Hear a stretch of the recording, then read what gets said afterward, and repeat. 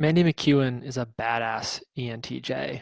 This is a great illustration of ENTJ female and business and energy and drive. And we talk about her being an ENTJ, but also we talk about her company, Mod Girl Marketing, of which she's been the founder for the last 11 years. It's a really awesome discussion. And I think you're going to see the dynamic of just how different an ENTJ works and how their mind functions. So really excited for you to watch this interview. I will be posting all her links to find Mandy at the end of this interview. So Mandy, can you give us an elevator pitch for what Mod Girl Marketing does? For sure. So, Mod Girl Marketing builds influential personal brands leveraging LinkedIn for high performing professionals and teams. Wow, a lot of words there. So what do you really do? We make people badasses on LinkedIn, basically. Okay. I've gone on a lot of your Thursday shows, and I really like the content you put out. And personally, I've leveraged like a lot of it in terms of just like, oh, I'll take that little snippet there and apply that to my to what I do. And one thing I'll just say that I really didn't know about that you helped me was putting links to your stuff in the comments and not in the actual text. I can't tell 100% if that's helped, but it does make it look cleaner, at least, so you don't have like a bunch of links. Like it's more of a separated, but I We appreciate found that. that studies, so just from our data and our clients and ourselves, it decreases reach by 40% Okay. in the actual post. So we actually have data to back it up. That's Wow. a real thing. That's almost as bad as resharing something. I know, right? Seriously. Yeah, LinkedIn is not a fan of people going off of their website. Right. I understand that. Okay. Now, you are big in the thought leadership space, helping creatives or executives become thought leaders in their space and kind of giving them like a step-by-step, a platform, how to do it. It is a vague term. It's a somewhat vague term. I think that some people self-describe themselves as it, and I'm wondering what you think about it. Is it something that you appoint yourself on a thought leader in the space, or is it something that you become and then other people say like, oh no, Mandy's a thought leader? How does that work? Exactly. Like you can't call yourself an influencer or a thought leader. Like it doesn't work that way. I mean, you can, but you probably shouldn't. Okay. So you reach that status from people calling you a thought leader or calling you an influencer. Not, and of course, using those specific words, but not only that, but people that are inviting you to their podcast, inviting you to be a part of their blog roundups, inviting you to their LinkedIn live, right? Like you and I are doing right here. So these little things add up, and other people call you, a leader, a thought leader, an influencer. I don't think it's something that you should call yourself personally. Okay. How interesting. So I think I am not a thought leader yet because I am doing way more interviews than being asked to do interviews. So I guess once I get to the point where it's like, hey, Joe, come on my show. Or what about this? What if it's, hey, can I come on your show? Is that considered thought leadership yet? Where people are asking Well, to be on your show? you have your own show though. So that alone is, that's building your thought leadership. Okay. Right?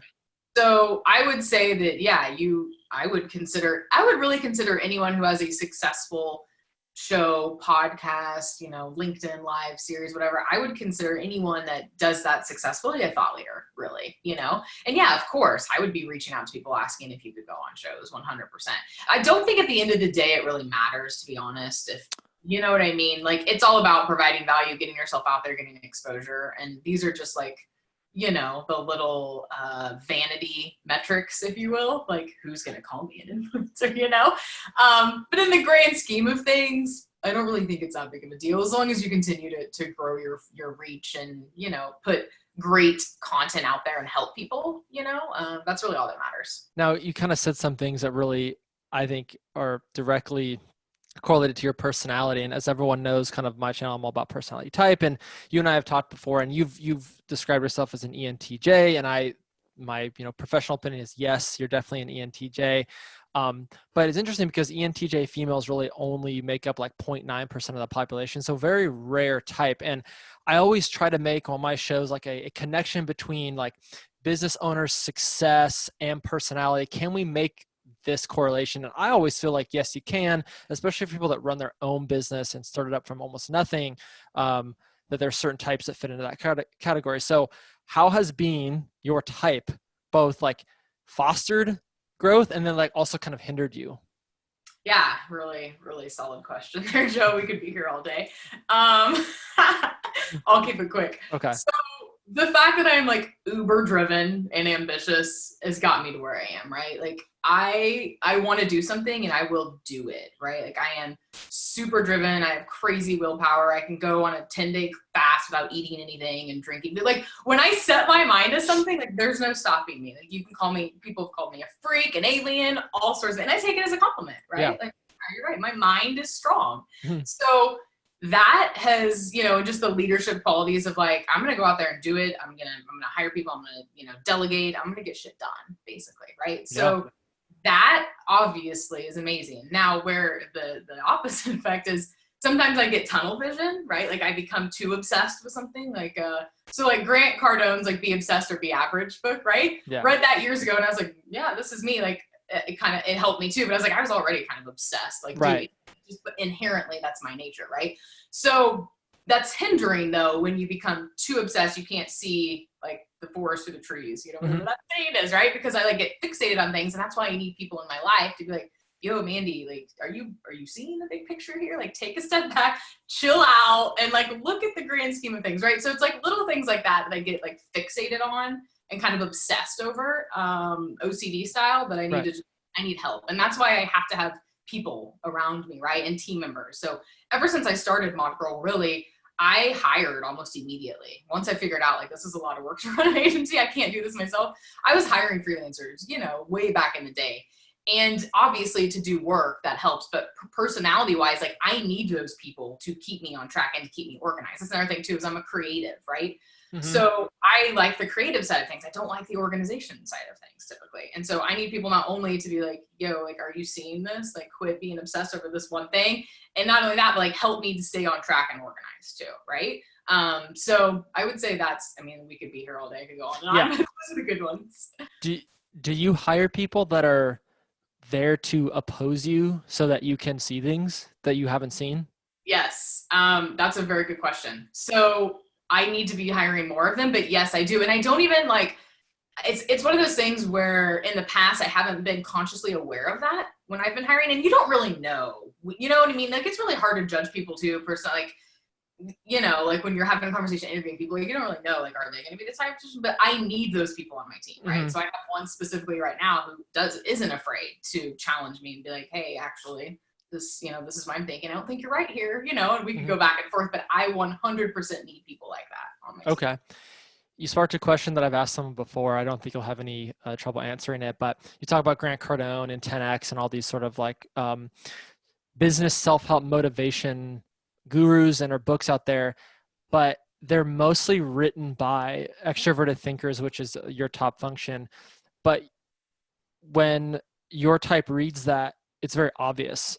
Like you don't have the same revelation that someone that doesn't have stuff together, they'll be like, oh my God, I need to like write down things in my calendar. For you, that's like kind of second nature. So do you read these books and go like, well, yeah, that's what I do every day, and you only get a little bit out of it because it's a natural process for you?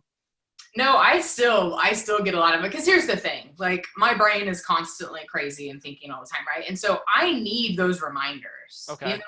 So even though like subconsciously I do some of these things, I still get massive value out of reading those books, because it kind of helps me. And we all get in the zone of things, right? Like right now I'm getting ready to launch a new brand, so I'm like hyper focused on that, right? And that's like my whole, like, I'm consumed by that.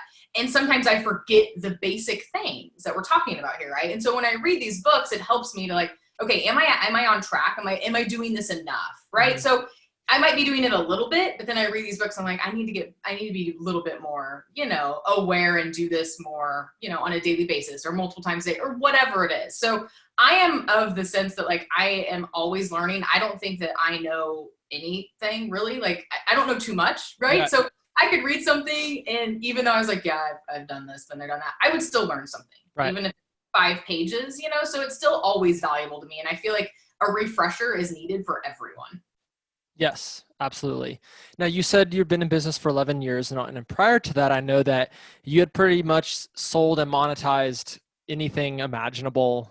Kind of funny, but what was the catalyst for being like, okay, I've done all the sales roles, I've done like everything in between, I've sold everything. What was the catalyst for starting Mod Girl Marketing? Yeah. So the catalyst, there's two. One was I couldn't find out how to make a living off of affiliate marketing, right? So I was selling other people's products and I was like, should I not be able to quit my job making, $10 commissions on me?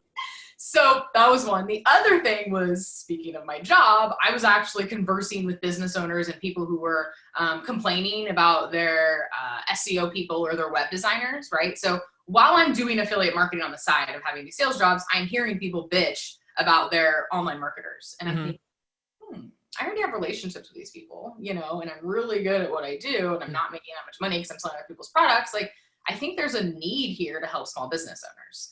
And so those two things, me not being able to make a decent living selling other people's products and hearing these business owners, I was in home improvement industry, right? These roofers and window contractors, right? Complaining about their web designers and how they're not showing up on page, 1 in Google. Right. That was like the aha moment. Because I already had all these skills that I knew. I knew how to easily make an awesome website in WordPress. I knew how to easily get websites ranked in page 1 in Google, especially local. I was doing it on a global scale, right? So those two things were like, oh, light bulb. I think I got something here. Excellent. Now, being a business owner, you have the right to not work with certain people. That is a benefit because it's not like you're at a corporation where it's like, hey, you got to meet your quota. We're working with this client, even though they really treat us terribly or they're going to be a pain in the ass. So how do you decide if a client's going to be a good fit? Yeah, that's a really good question. And very, very, very important. So we've had to fire clients because they ended up not being a good fit. And it's like, if I go and I look back on, and this is years ago, right? Like, I'm way better now than I used to be. Because also, when you're first starting out, you're kind of hungry. And so you want to say yes to opportunities because you need to grow your business, right? That's not the right way to do it though. Like, you should say no before you, say yes in certain situations. Lesson learned. Immediately, like, personality fit is huge to me, right? So as you can tell, like, I'm pretty energetic, right? I'm pretty positive. I'm fun. I like to laugh. And I treat clients kind of like friends in that regard. Like, if you are very stuffy and like super businesslike and don't want to just talk for a minute, even like 30 seconds about how your life is, or even the weather, right? Like, anything like that. Like, if I'm getting the sense that you are just like too businesslike and really, that's not a good fit for me. Right? Okay. So that's one thing. Expectations too. Unrealistic expectations, I think, are the number one thing for a fit for any business. I don't care if you're a marketing agency or anything else. If they don't have realistic expectations going in, changing their mind might be a little tricky unless they're open to that, right? But there's some clients who let's go back to SEO, which is when I started my agency. We're doing a lot of SEO, not a ton now, but clients who are like, I need this website ranked number 1 in Google within 60 days. I can't do that. Like, I can't, I'll try my hardest, but I can't promise you that, So you're kind of setting yourself up for failure when you take on clients that have unrealistic expectations. Even if you, after the fact, explain the expectations, they still might have a little bit in them, So I would say personality and expectations are my two top, not a good fit. And because I've been doing this for so long now, I can instantly tell within the first phone call if I'm going to want to work with them or not. Okay. Now, I've talked with a lot of coaches. I like to interview coaches. They all have a different style of what they do, what their process is, how they vet potential clients. So some people say, like, if you just come to me with a revenue goal, I don't want to work with someone that just has a revenue goal. Or on the opposite side, I don't want someone to come to me that wants me to tell them what business they should do, but they don't care about the revenue goal. So, like, do you discriminate there where it's like, I want to make $1 million in the next X number of years, and I just want you to get my marketing up to where I can get like lead generation, things like that? Do people come to you with a goal in mind, and then you say, well, you can't get $1 million with your, selling Heelys or something? Right. That's a good question. So now, because we are so hyper-focused on LinkedIn thought leadership, it's a hell of a lot easier for me to know exactly who's a good fit. Because before, like when we were doing full service marketing, people would have revenue goals. But here's the problem with that is, you're a marketer, you also have to consider the sales side of things. And if we as marketers don't have any impact over their sales team, like we're not training their sales team, like we're limited on what we can do, right? And that's another reason why I love what we do now on the thought leadership side. And so to answer your question, if they just want revenue, they're not a fit for us, but they wouldn't come to us anyway. So we're about people who genuinely want to be thought leaders, or companies that genuinely want to lead their industry with thought leadership. So they want their executive team, they want their sales team to get involved, to build up their own individual personal brands, right? So if they don't see the value in thought leadership and content marketing in the first place, and they just want revenue, like they would never probably talk to us anyway. So it's really easy now for me, a lot easier than it has been in the past decade of me doing this. Granted, we've done this the whole time, but now we are so hyper focused on it. That's pretty much the only new thing we're doing right now. So those are a special breed, right? Those are people who see the long-term game and they want to be a part of the conversation. They want to lead the conversation. They want people to see them as the authority, whether it's an individual or a company, right? So if they have no desire to put in the effort for that content piece, for the engagement, then they're just not a fit, right? So that's, at the end of the day, it's not even, revenue is obviously hugely important, clearly. Like, people don't hire us for the hell of it, right? Like, they want to make more money, right? Yeah. I get that. But they understand that this is where business is heading now, and they see the value in it, and they don't want to take shortcuts and throw some ads up there and see what happens, right? It's a specific type of client. Are there certain types of thought leadership that you wouldn't help someone with? Even just like it's opposed, like where I'm not going to help you sell this because I don't believe in it. More like a moral stance. Yeah, for sure. If it came up, right? Like, I guess. Yeah, I would, for sure. If there was things that I wasn't, for example, I had an oil guy, right? So Okay. Here in California, and I'm all about green energy. I have solar on my house. Right. So there was a guy in Texas who, first of all, I don't care what industry he was in, his personality, it was not good to begin with. But he was an oil guy. Like, I don't really want to, you know what I mean? Like, that's not an industry I really want to be in. There's a lot more to it. Like, it doesn't really excite me either, right? So there's certain things like that. Like, yeah, if I don't agree with that, or if it's not going to excite me and my team, then yeah, I wouldn't even entertain it. Okay. I'm just curious because I know that, like, I imagine part of it would be like you have to really understand their field and like do research and like what keywords, and then you'd probably start to learn a lot about it, and then you could be like, wow, I really don't like this at all. Like, so it'd just be, I imagine that could happen. Probably rare, but it could happen. It could, because of what we do now. It's like 90% tech, right? Right.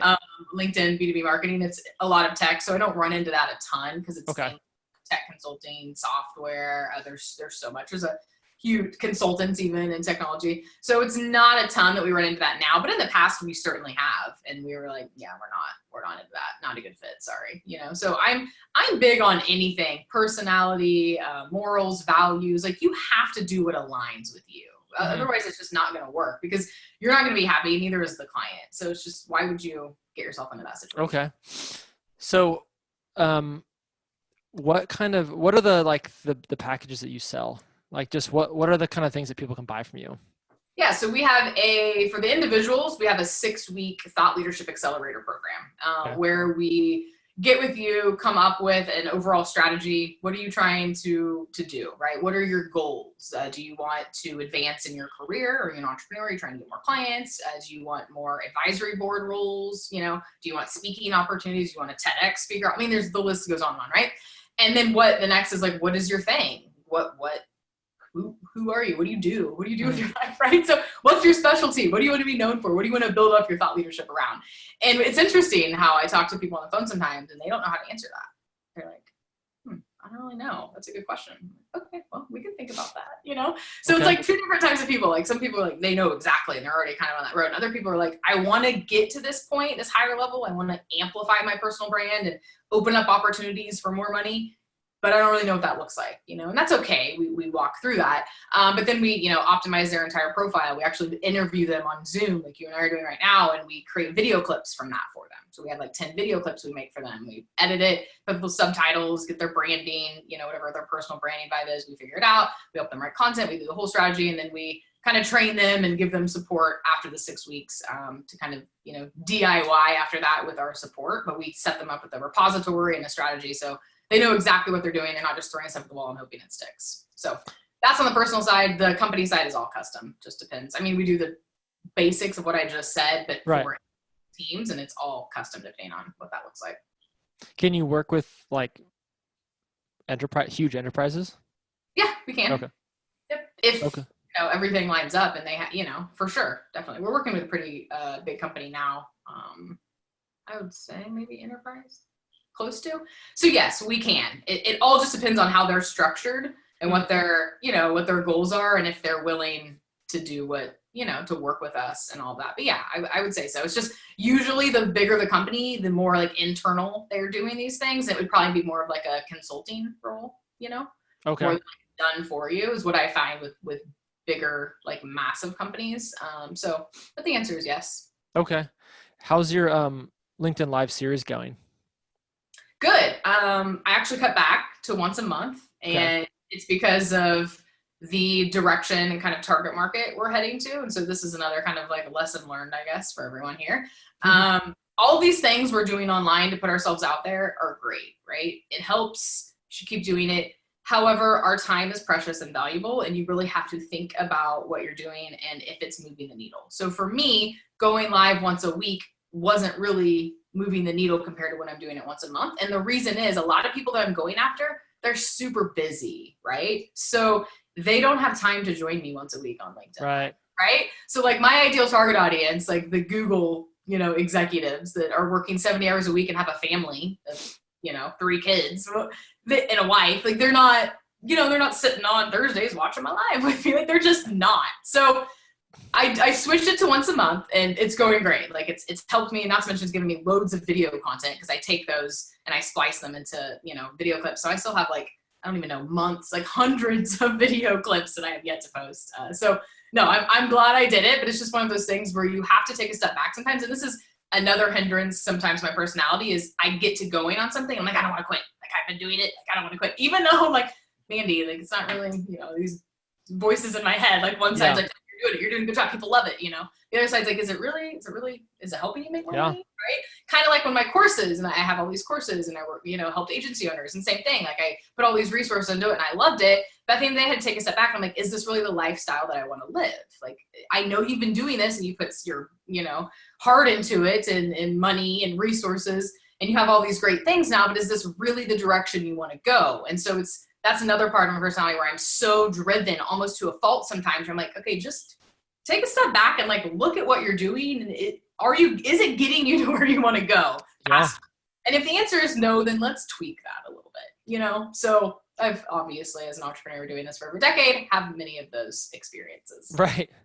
So what's the most frictionless way that someone could get a discovery call set up with you? Is it through LinkedIn? Is it through your website? What's the easiest way to get something booked with you? Yes. So LinkedIn right now, we're actually getting ready to launch a new brand soon, probably next week. And I will have a funnel, if you will, where people can go watch my video. If it resonates with them, they can fill out a short form. So that would be the answer then, but I don't want to give that information yet because it's not live. So yeah, LinkedIn is probably the easiest way. LinkedIn Messenger, connect with me and send me a message. Okay. Well, do you want to let my audience know anything else before we go? Yeah, I would just say a tip for everyone who is trying to be a thought leader and trying to increase their exposure and their awareness on LinkedIn is just be yourself. You are unique. We are all unique human beings. We all have unique experiences. And I think a lot of times people overthink what they should post and if people are going to like it. And you also have to go at this with confidence that you are special. We all are, right? We all have something unique and special about us that is valuable. You are valuable and you have to tell yourself that and believe it.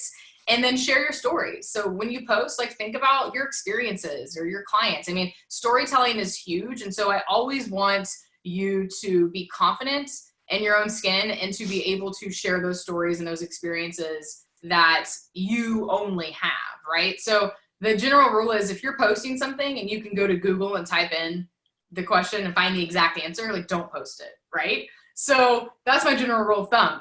Now, with that said, there's always something you can Google the broad answer, but it doesn't have your twist to it, right? It doesn't have your unique take and your thoughts on it. So that's my tip is, be yourself, because in this world where it is becoming more saturated and more people are getting out there and posting content, that's the only way you're going to stand out and resonate with people is to be your true self and post those unique stories that only you have. That's a great message. Perfect way to send this interview off. Well, Mandy, I appreciate the time. I know you're very busy, and let's definitely do it again sometime. I'm going to post your links in the comments on YouTube and LinkedIn so people can definitely, if they like what they hear, can book a time with you. So I appreciate your time today. All right. Thanks so much, Joe. I enjoyed it.